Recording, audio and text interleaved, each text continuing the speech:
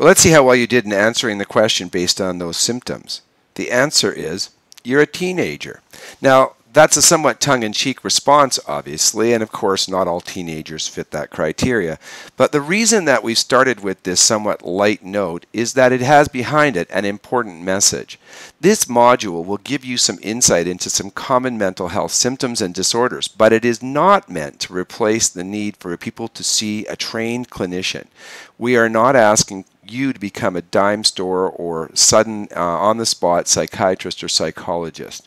What we are hoping you will get out of this is an appreciation of what it might look like to experience an individual who has mental health needs and might need to be connected with a medical professional or other psychosocial habilitation or rehabilitation professionals.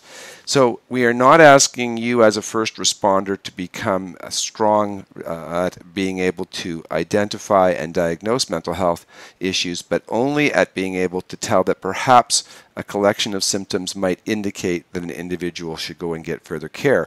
And that could potentially include you or members of your own family.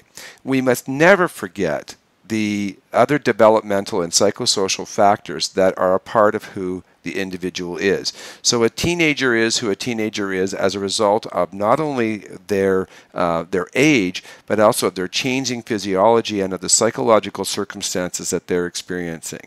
And when we look at those things, the behavior of a teenager, even though it might seem odd from an adult perspective, becomes far more understandable, contextual, and even in some cases functional for that individual.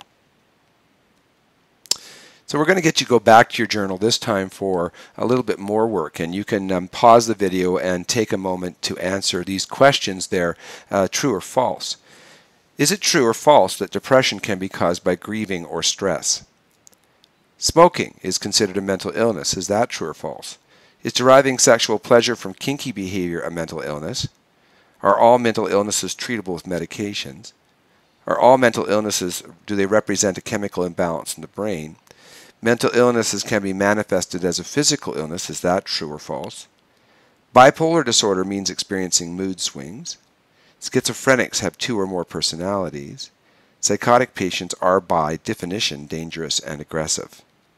And some people harm themselves for attention and social support, while others truly wish to end their lives.